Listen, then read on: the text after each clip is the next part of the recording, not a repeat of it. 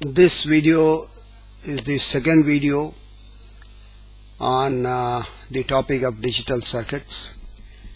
We have seen in the earlier video, which was on number systems and codes, that computers operate on binary logic that takes two distinct values like 1 or 0.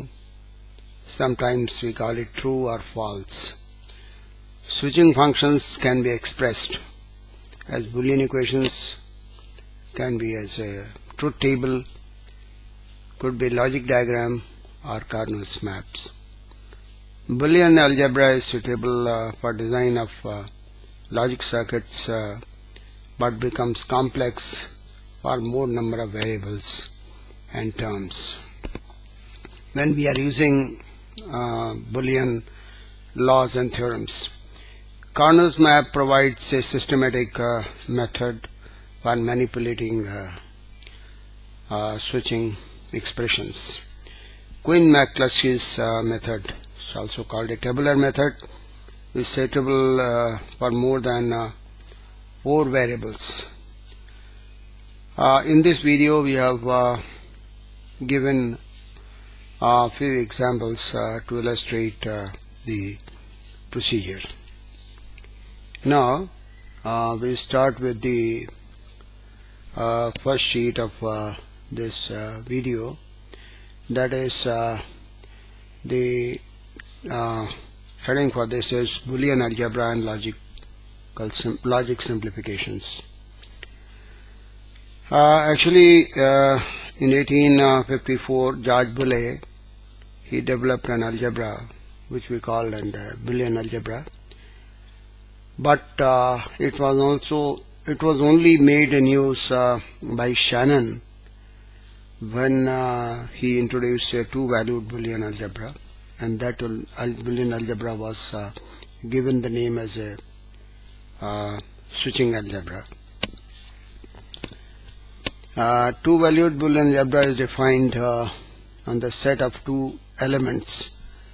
The set of two elements, that is 0 and 1.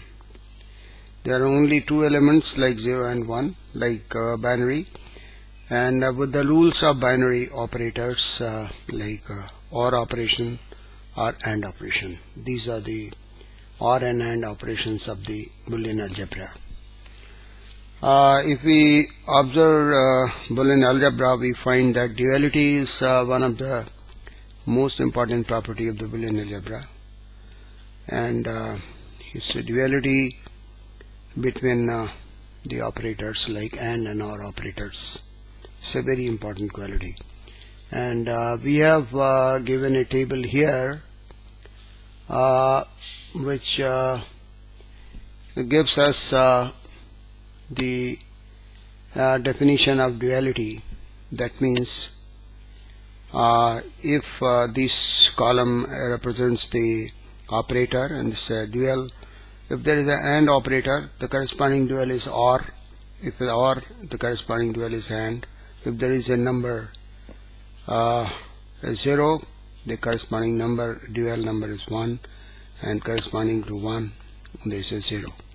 So this property is called a duality, and duality applies for the Boolean expressions. Another property given a name as idempotency says the property of sameness, because A or A or A plus A is A, and A and A is also A.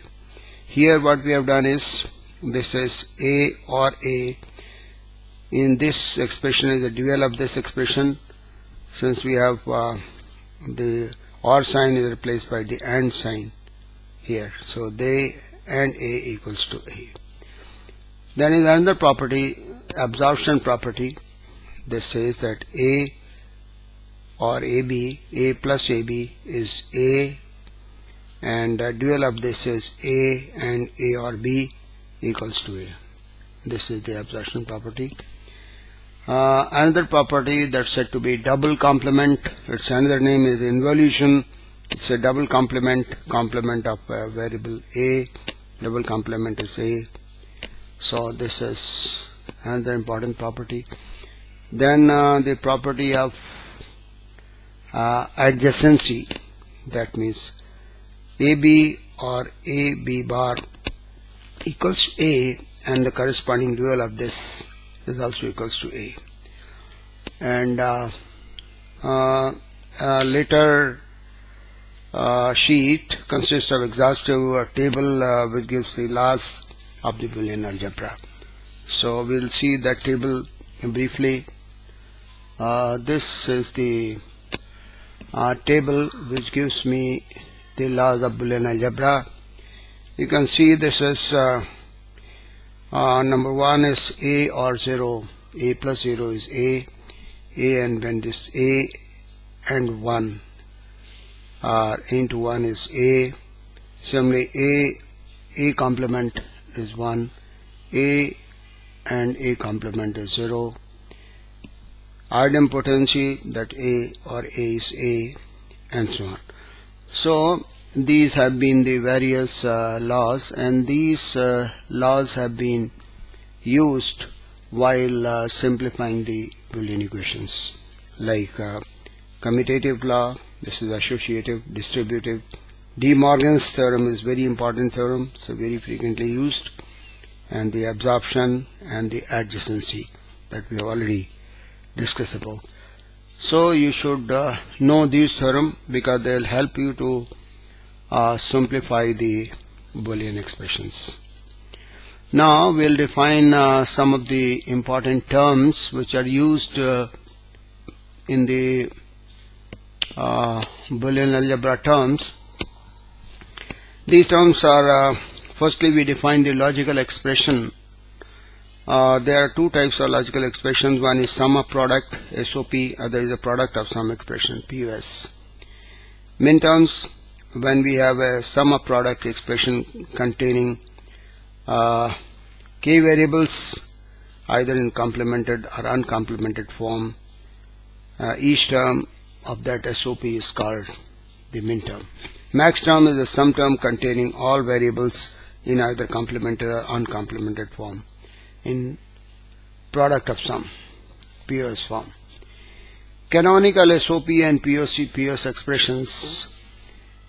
This basically tells us that sum of all min terms or product of all max terms derived from the rows of the truth table. If the truth table is given, you can form the corresponding min terms and max terms you can determine, and the sum of those SOP, if it is in SOP form, sum of those min terms, if it is POS form, product of those max terms will give me the SOP or POS expressions. Prime implicant is very important. It's a product term that cannot be simplified further. That means the most simplified form of the product term that we cannot simplify, and we call it a prime implicant. And these prime implicants many times while using the Boolean simplifications or K-map simplifications, prime implicants are very important since we have to get a prime implicant. Now we can see this is very simple example here that we have taken. This simple example illustrates the procedure here. That procedure is that how we can derive the SOP and POS form of POS forms of the truth table. SOP, sum of product, and POS form of truth table. There is a truth table given here for 3 variables A, B, and C, and there are 8 possible combinations. So we have taken starting from 0, 0, 0, 0, 0, 1 and up to 1, 1, 1. And corresponding to these combinations, you get outputs. These terms give me the output as 1, and the other terms give me the output as 0. 0 here. So product term, they are formed with the 1 output here. The variable which is 0 here is taken in a complemented form, and non-zero, that's a 1 is taken normal form. So this term here you can write A bar, this A bar, B, C bar, written like this. Here we have written this A bar, B, C. This we have written as A, B bar, C. The last one is A, B and C. This we have written the product term, and similarly we can write the sum term, that the difference is that the zeros are not put into the complemented form. So 0, 0, 0, this written A or B, A plus B plus C. Okay. Now the other one is here, that is 0, 0, 1. This is given here A plus B plus C bar, because 1 is taken in a complemented form. Similar these terms. Now once from the truth table we have derived or arrived at these terms, what we can do is we can get the corresponding SOP and POS expressions. Sum of product expressions is written by summing all the product terms here. All these 4 terms have been summed up here. Product of some expressions is written taking a product of these 4 terms. So POS can be obtained from SOP. This is what you can see. You can also obtain the product of some expression by using the double complement. That's a simple method to do it. Now we go for the another method for the simplification of Boolean equations. Simplification of switching functions using Boolean algebra becomes complex when we have more number of variables or when there are more number of terms. In that case, Carnot's method is the most suitable method for this purpose. So an n variable K map has 2 to the power n cells. Simplification is done by combining terms present in the adjacent cells. And we have drawn here the Carnot's map for 2, 3 and 4 variables here. You can see this Carnot's map here. 2 variable map has 4 cells, this having 8 cells, this having 16 cells being indicated told here. Now you can note here the gray code ordering of K map rows and columns. Say this is the corresponding row and this is the column. It says that a gray code ordering is done.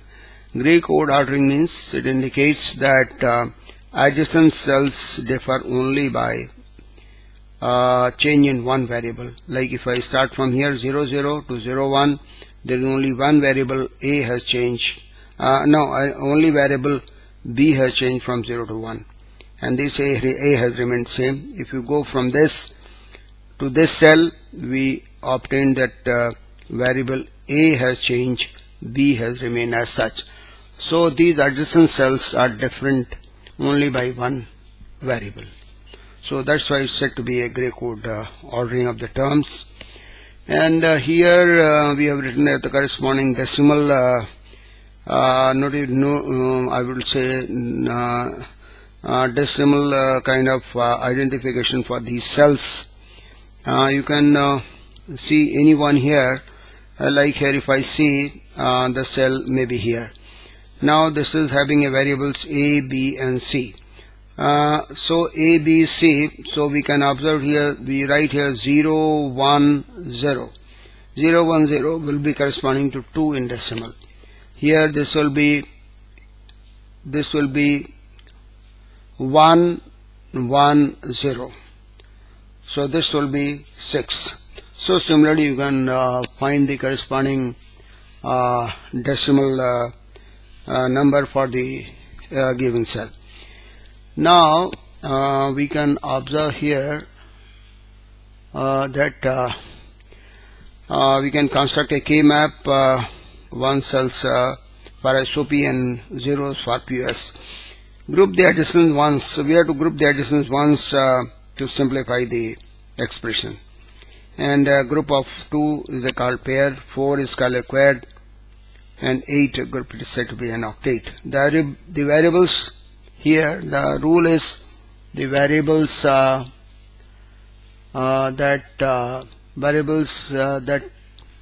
remain same in the cells, in all cells of the group, appear in the term corresponding to the group. Or I will say the variables that change get eliminated.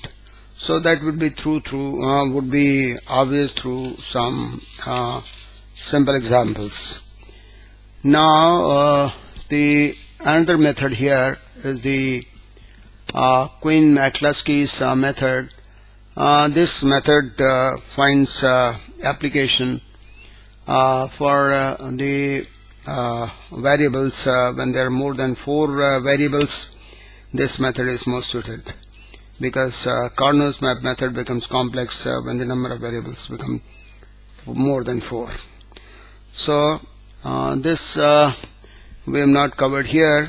You can refer to any standard textbook on digital electronics, and you can go through the coverage of this. That's how the method is discussed. A simple method, because not many of the problems have appeared in the GATE examination from this area. I have not even seen a single problem on this, so I suggest you to go through this in any text and see the method. This is the example I have taken here for the Boolean simplification. This is f, a, b, c, d, having 4 variables. These are the corresponding minterms here, SOP form. These terms are 1, 3, 7, 11 and 15, and then summation of the don't care conditions like 0 to 5. Don't care conditions are the conditions which give me, we plot on the Cardinal map of D, and if they help us to simplify the expression, they should be taken in the group. If not, they could be dropped. So from this particular expression, you can plot the corresponding terms here, like this is corresponding to 1. 1 means A, B, C, D. That means it's a decimal 1. So 0, 0, 0, 1. So this is 0, 0, 0, 1. So this is 1 here, corresponding to this. Similarly, you can plot the these terms here on the corresponding Cardinals map, and we get these terms here. So there are total 1, 2, 3, 4, 5, 6, 7, 8. So 8 terms there, 5 plus 3, 8 terms. Now we try to group the adjacents 1. What we find here is a group here consisting of 2 1s, and there is a D here, don't care condition. So we can club with this also. And the group is this 1, 1, 1, 1, this another group. So now let us write this expression for this group. This group we can write, see here, this group is having change of variables C and D both. So this will be, these variables C and D will get eliminated. This will have only term A bar, B bar, and this you can see here. Here the variables A and B are changing in the term, like here 0 is there, so 0 not there in all the terms. So this variable is changing here, A and B are changing, so they will get eliminated, and it will be CD. So this second term is CD. So this is the way you can write the simplify this expression where D corresponds to don't care conditions. So this is the simplified expression. You would notice that similar problems have appeared, and you could solve these problems very simply. This method is quite useful method, and you would find that it's the most common method which has been followed for the simplification. Okay, thank you.